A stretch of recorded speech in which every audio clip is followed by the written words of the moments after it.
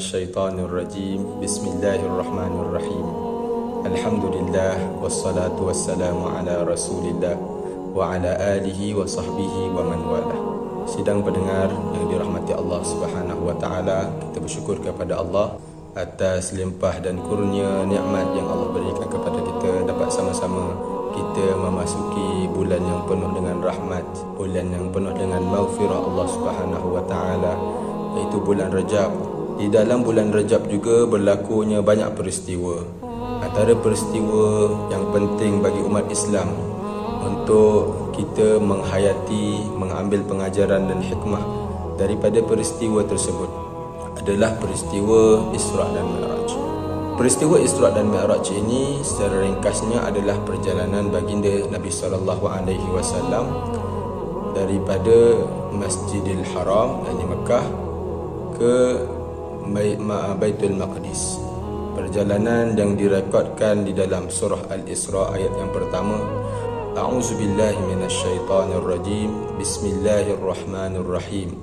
Subhanalladzi asra bi'abdihi laylan minal masjidil haram من المسجد الحرام إلى المسجد الأقصى الذي باركنا حوله لنريه من آياتنا إنه هو السميع البصير.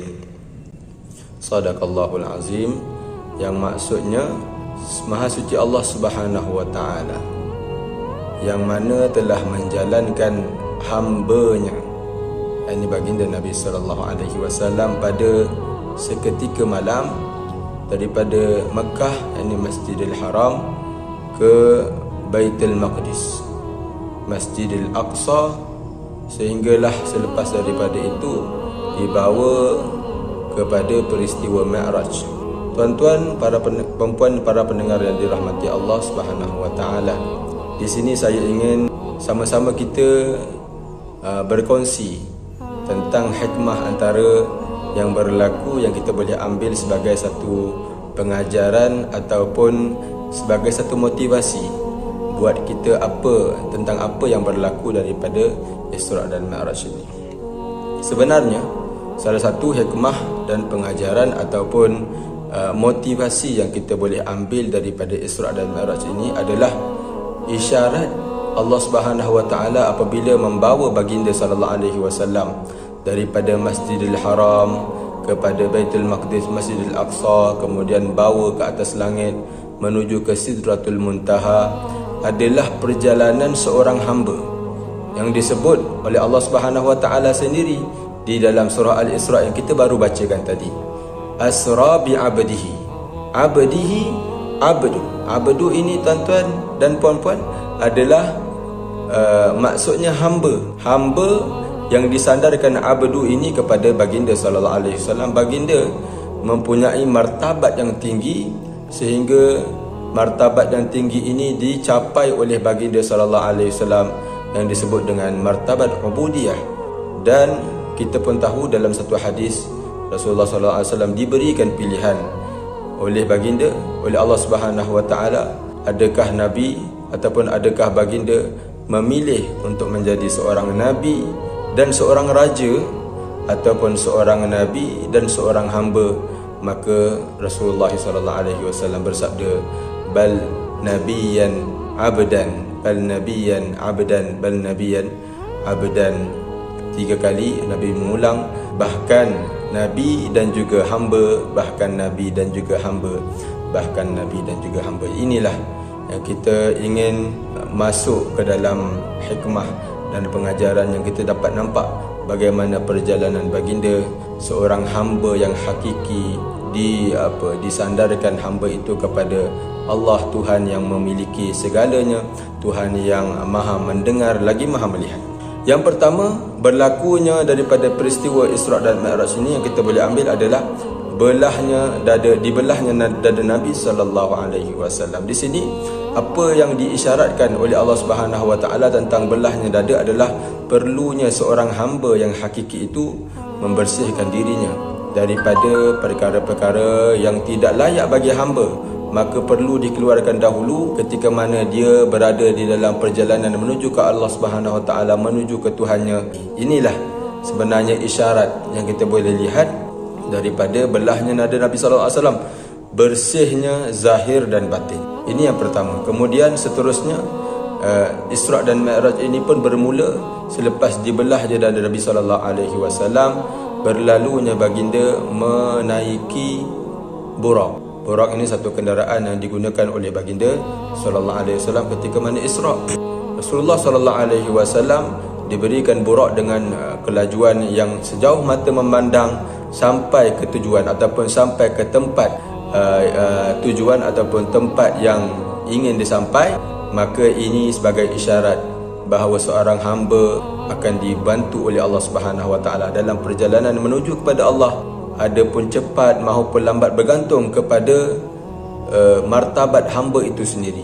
Kita pun tahu martabat yang paling tinggi di sisi Allah adalah baginda Nabi sallallahu alaihi wasallam. Sudah tentu cepatnya perjalanan Nabi sallallahu alaihi wasallam untuk sampai kepada Allah Subhanahu Wa Taala tidak seperti hamba-hamba yang lain, kerana Rasulullah sallallahu alaihi wasallam itu basyarun laisa la kal bashar, basyarun la kal bashar, bal huwa kal yaquti bainal hajari. Seperti mana Rasulullah itu pun manusia, akan tapi bukan manusia biasa. Tuan-tuan perempuan yang dirahmati Allah.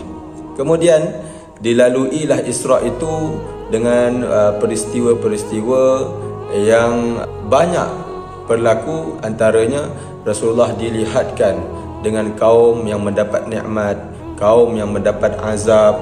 Di situ Rasulullah sallallahu alaihi wasallam bertanya kepada Sayyidina Jibril, siapakah mereka ini? Mereka inilah adalah orang yang lalai dalam solatnya, orang yang mengumpat. Bila lalu dengan kaum yang diberikan nikmat, maka siapakah ini wahai Jibril? Ini adalah umat ataupun kaum yang berjihad di jalan Allah Subhanahu Wa Taala. Dan terus berlalunya peristiwa-peristiwa berjumpa dengan dunia melalui kubur Masyitah, seorang penyikat ataupun yang dikenali dengan penyikat anak Fir'aun, dan lain-lain. Peristiwa itu menunjukkan ataupun diisyaratkan kepada apa?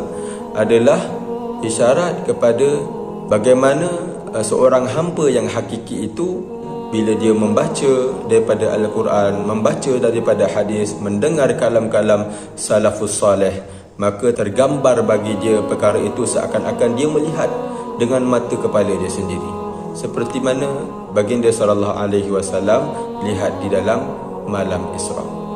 Kemudian selepas mengetahui bagaimana Rasulullah sallallahu alaihi wasallam melalui perkara-perkara itu, dan perlunya hamba itu melihat dengan seakan-akan menggambarkan perkara itu berlaku di depan mereka, maka lalulah Rasulullah sallallahu alaihi wasallam sampai berjumpa dengan para nabi, para rasul yang hidup, yang telah diutuskan sebelum baginda. Ini isyarat kepada seorang hamba yang hakiki itu perlulah mempunyai teman dan sahabat yang membawa mereka kepada Allah Subhanahu Wa Taala dan membawa mereka kepada dekat dengan agama. Kemudian setelah peristiwa ataupun setelah daripada bertemunya para nabi, maka Rasulullah sallallahu alaihi wasallam dibawa menuju ke peristiwa Mi'raj pula. Yang mana Mi'raj ini perjalanan daripada Baitul Maqdis ke Sidratul Muntaha. Di situ adanya nabi-nabi di setiap langit, bukan semua, akan tapi sebahagian yang ditempatkan oleh Allah Subhanahu Wa Taala dari langit pertama, langit kedua, langit ketiga, langit keempat. Isyarat kepada hikmah yang kita boleh ambil daripada peristiwa itu adalah perlunya untuk kita mengamati kisah ataupun perjalanan hidup setiap nabi yang ada di langit-langit yang tertentu itu. Semuanya itu adalah rasul-rasul yang terpilih, yang menjadi hamba, yang menjadi orang yang dekat dengan Allah Subhanahu Wa Taala. Maka ini adalah isyarat supaya kita lebih mengamati rasul-rasul yang ada di langit-langit itu.